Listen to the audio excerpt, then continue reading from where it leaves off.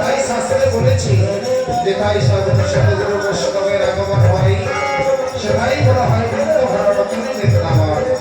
তাই ভাবো এই কমিটি দাদারা মায়েরা কাজ করবো ভেবে